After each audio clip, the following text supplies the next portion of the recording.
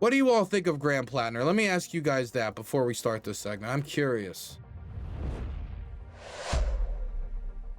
Better than Susan Collins from Twitch chat. Bad, but I guess most Republicans are worse than him from site chat. As long as he actually is progressive in the Senate, I'll be happy. Ah, the potential intruder rapist. That is probably his most interesting, one of his most interesting quotes. Imperfect, but better than a Republican. Better than Fetterman.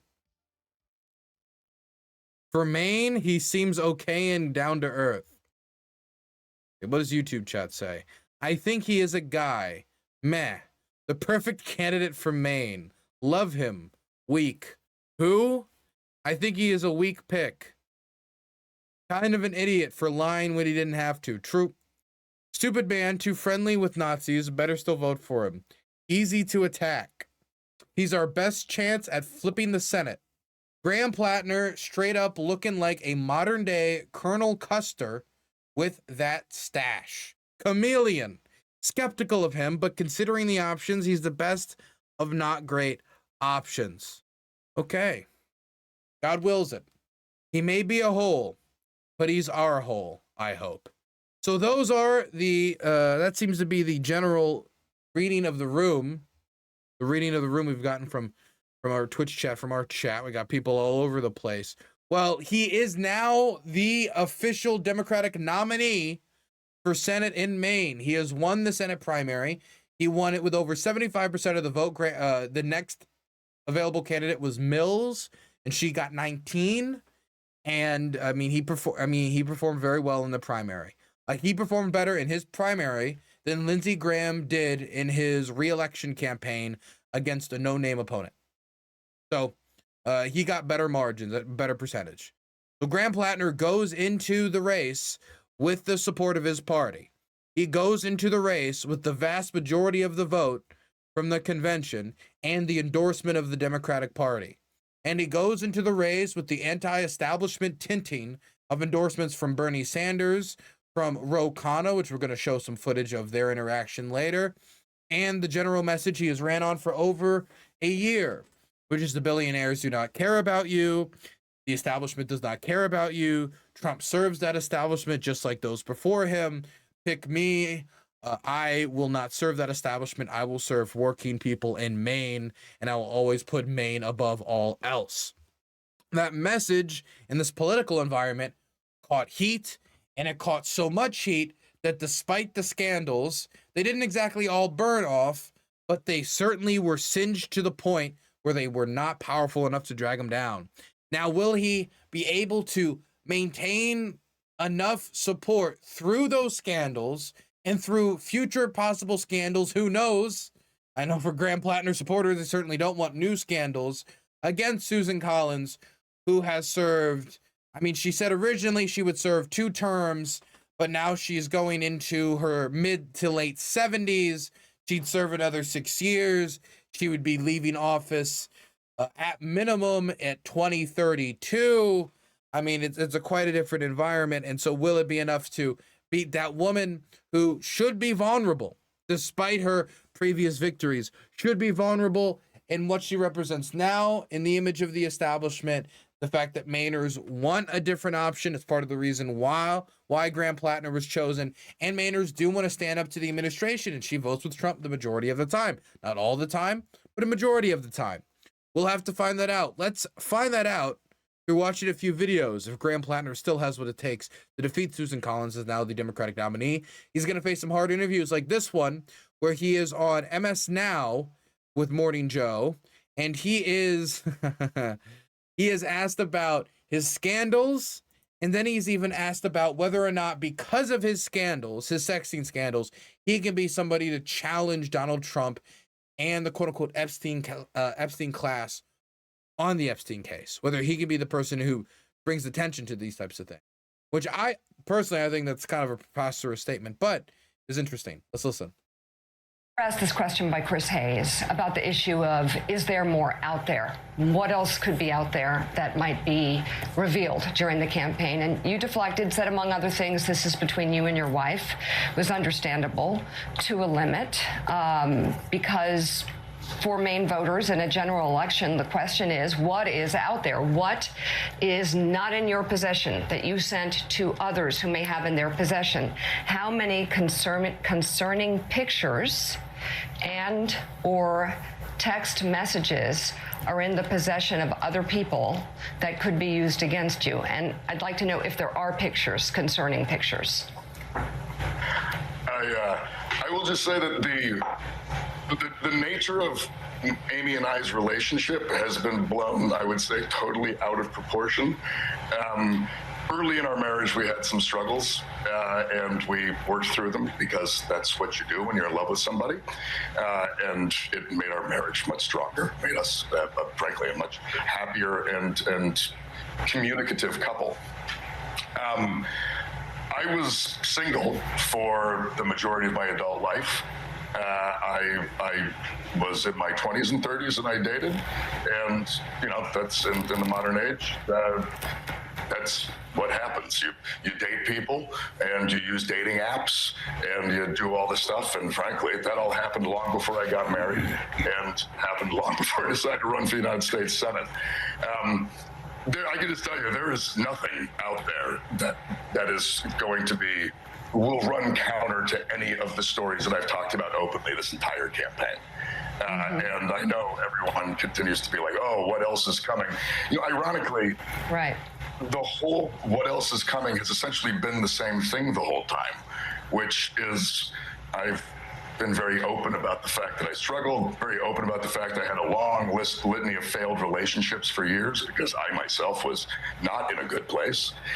And then every now and again, we will have a media outlet or a politically motivated attack come up and try to drag it all up. But it's all very much within the exact same story that I've told this entire time.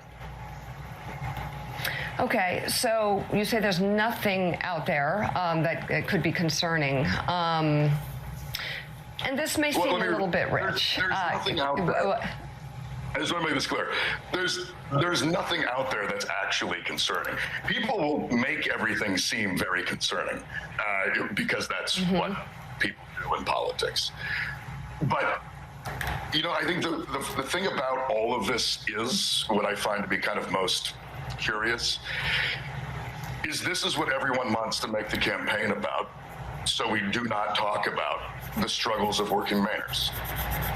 We do not talk about the fact that I know someone in my hometown here who works 3 jobs and pays over 60% of her income in rent.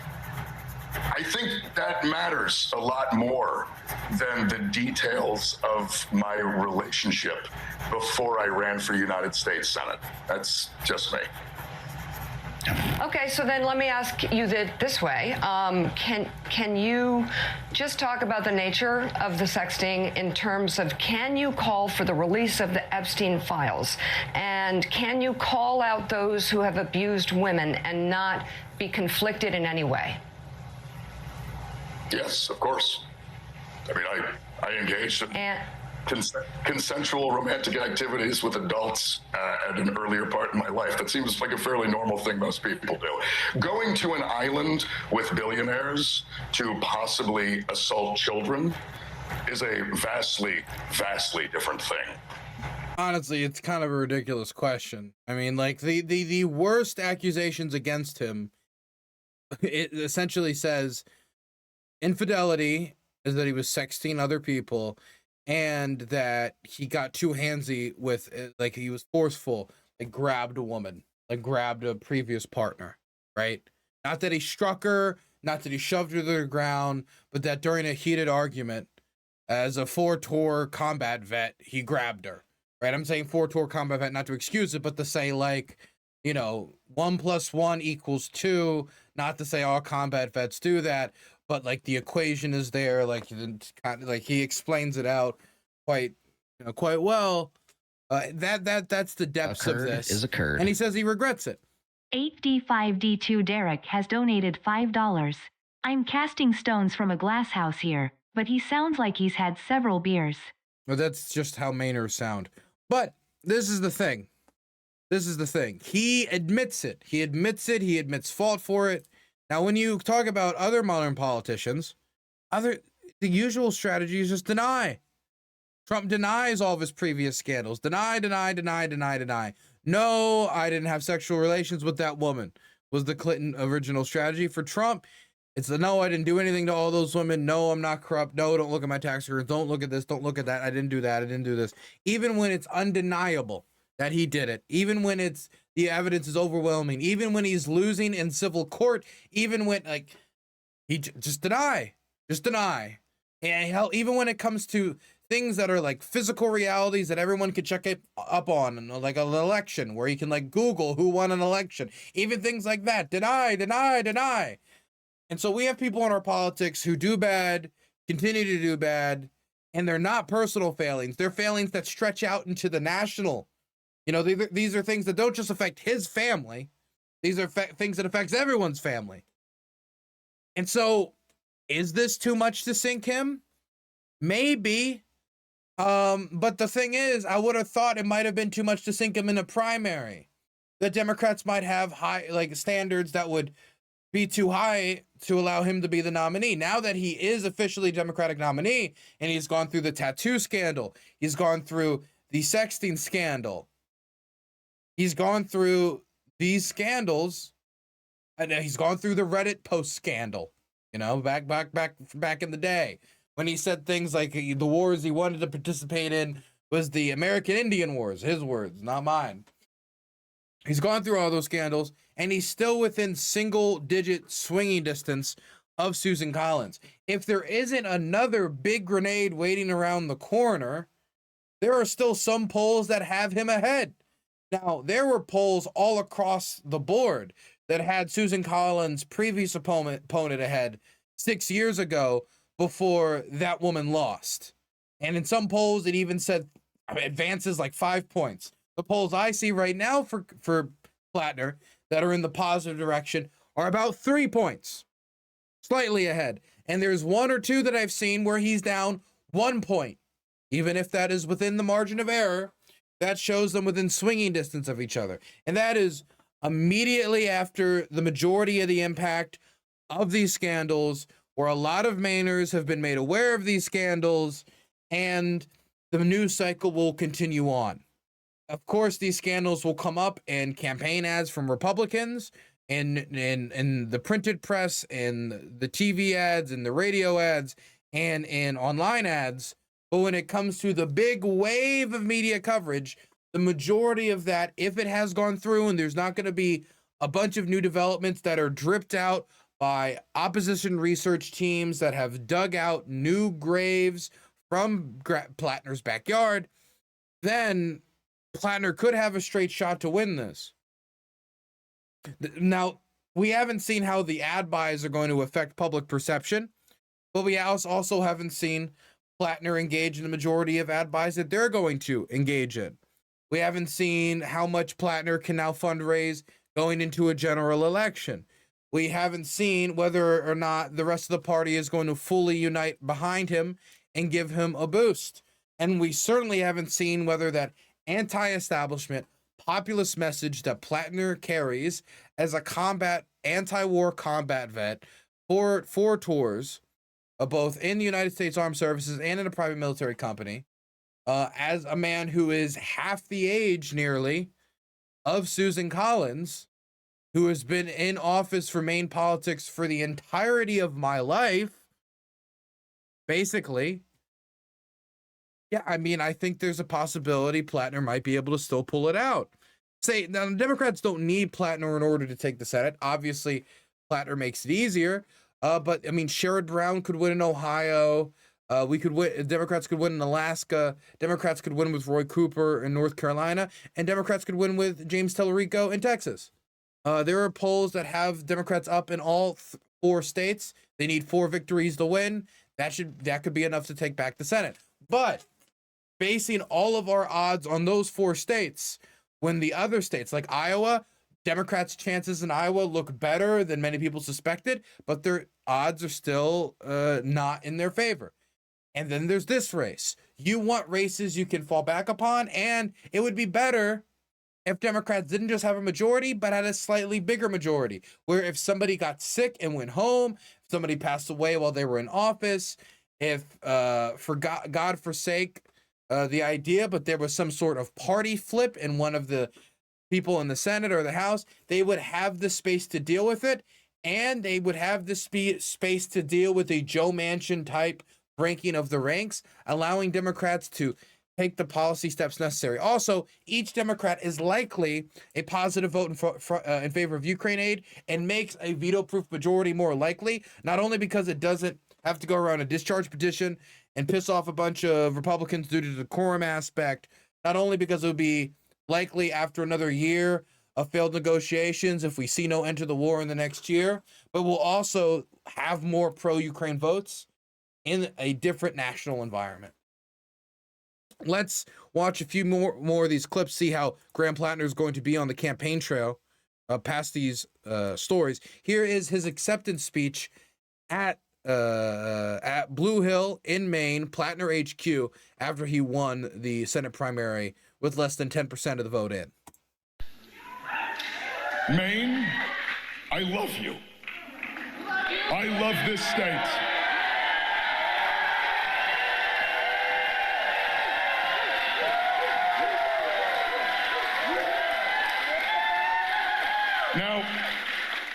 Now the national pundits, the political establishment, they keep looking for that one story, that one headline, that one moment in my life that they can define the campaign by. But in trying so hard to understand me, they failed to understand that this is not about me at all.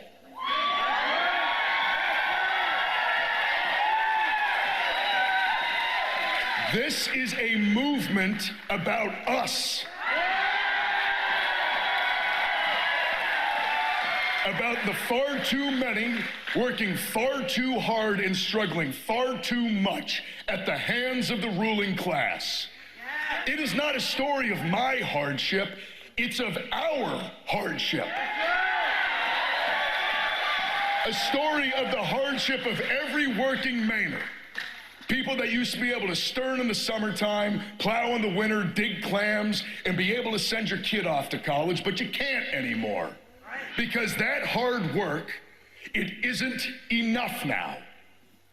This story, the story of this campaign, it's not about how the political establishment counted me out.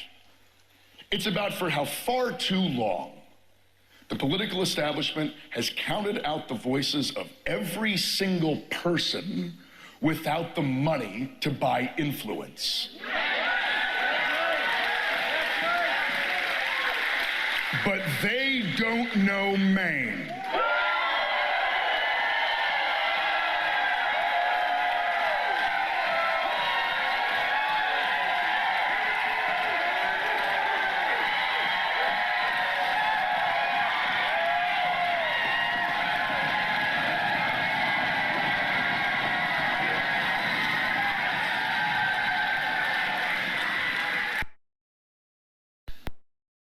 That message might work. Do you guys think that he can do a redemption arc type story where he can tell the people that, you know, hey, you know, I've redeemed myself?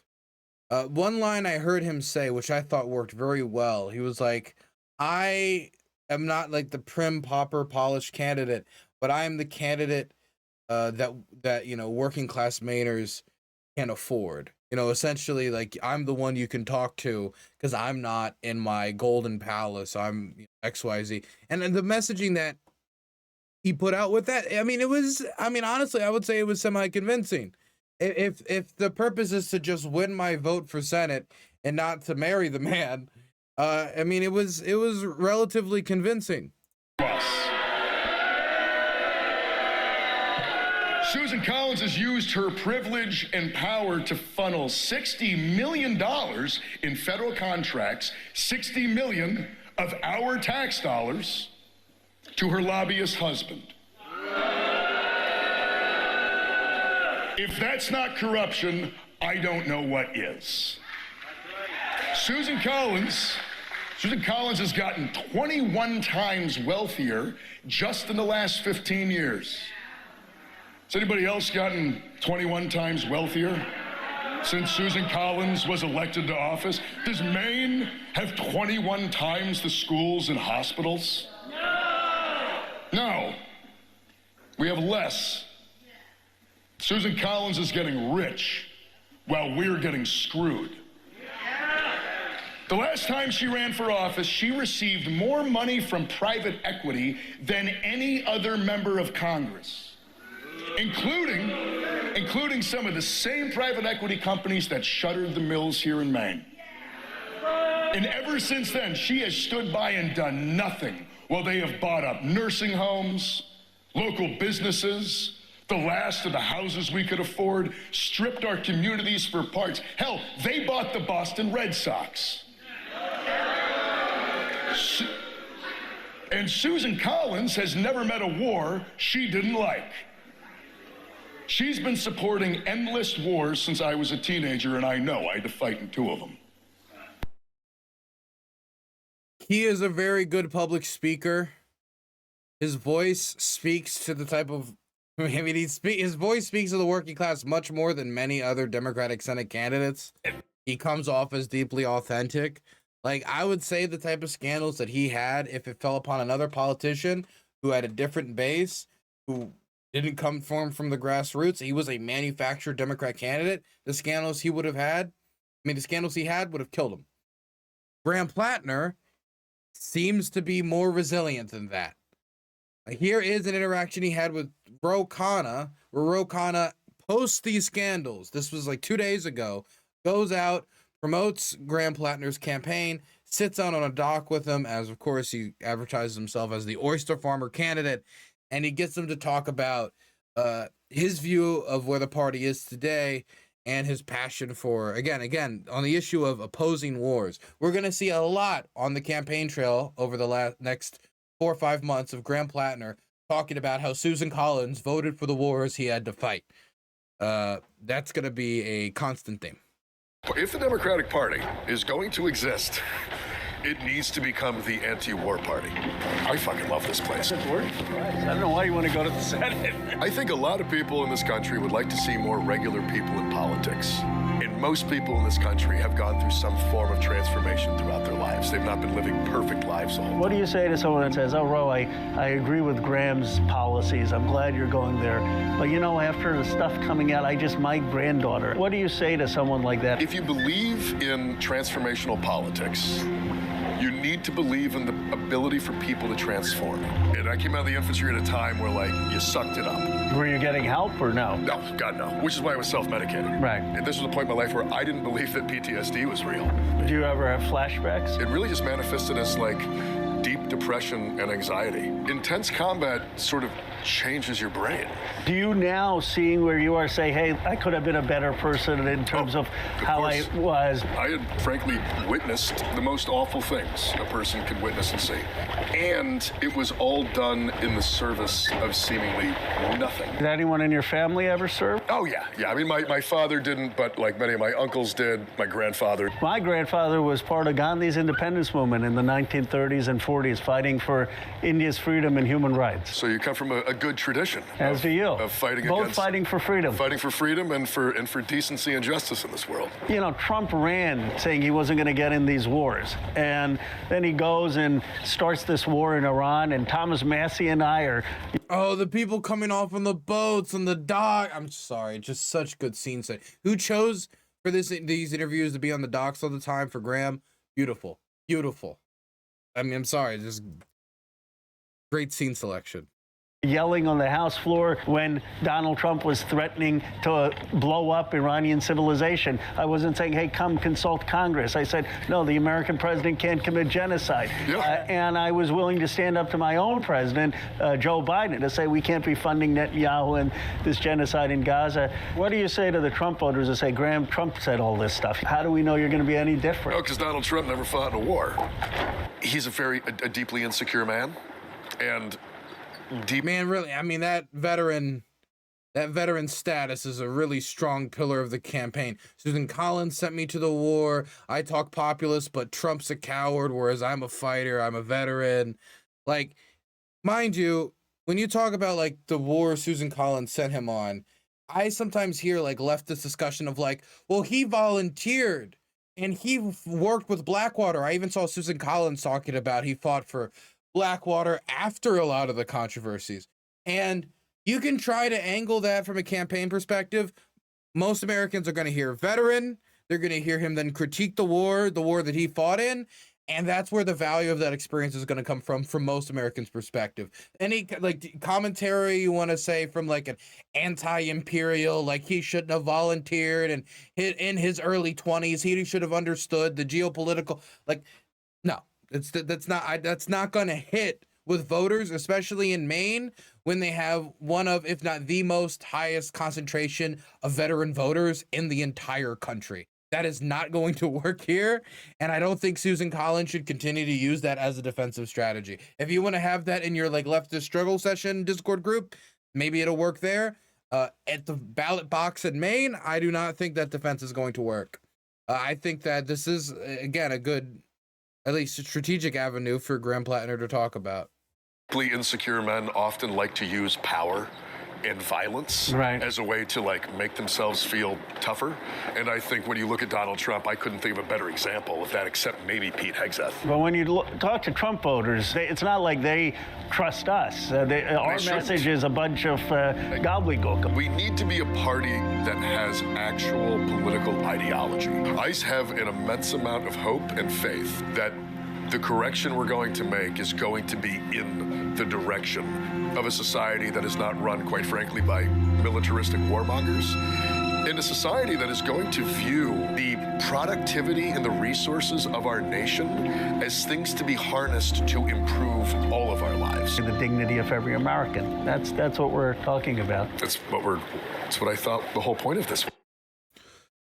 So I think that this message could be something that gets him over the top. I think Graham Platner, if people are discounting him already, I already see some people saying, oh, it's done, it's over. I think that's wrong. If there is something else that's going to come out, like a news scandal that could change the equation, then we'll talk about that then. But the fact that he's still within single-digit striking distance, and the majority of polls I see still has him a few points up, and we're months out of election day when a lot of these scandals could be more in the rearview mirror. I mean, how do we see a Susan Collins, Graham Platner debate going? Graham Platner is going to ask for that debate. Will Susan Collins accept? How much of that debate is going to be about these scandals, which will be more in the rearview mirror by then? The majority of it's going to be policy. The majority of it is going to be Susan Collins having to answer policy questions, and a lot of it's also going to be stuff that could tie her to the Trump administration, which will be toxic in Maine, especially right now when voters, especially Democratic voters, are energized. So I think that Graham Platner actually has a pretty good chance of winning in Maine, despite the naysayers, and despite what his odds should be under modern or like expected political consensus. Now, one might ask why. Some could say his veteran status combined with his authenticity, combined with the gruff and kind of down-to-earth way of speaking, combined with a populism that matches the tone of the political moment, combined with him not being 80 years old, as was the problem with Janet Mills, combined with him having the image of a political outsider that seemed to be the fuel for a lot of campaigns these days, combined with strong early progressive endorsements from people like Bernie Sanders, who still poll very popular in this country. And then you talk about in Maine, something like oyster farming is going to be something that adds to a positive aesthetic. So I think that, you know, this has set him up on a good chance to win here. I do think that he is speaking to something that is real in Maine. Here's James Carville speaking about it. Here's him speaking about it first on the 5th about whether we should support the guy and what he thinks our odds are. First, on whether we should support the guy. James Carville spoke like James Carville. I don't care if you... For those of you who forget, Bill Clinton campaign man, it's the economy, stupid. That's his quote. I don't care if you committed a crime, didn't charge him, and then throw his ass in jail. But so far, we have none of that. We got a fucked up guy who he could be 100 times more fucked up than he is. He'd never be as fucked up as what we got in Washington now anyway. And I just saw all this tut and hey, we got to do this and we got to be fair. You know, James, if a Republican did what Graham Platner did, you would be outraged. Yeah, I would.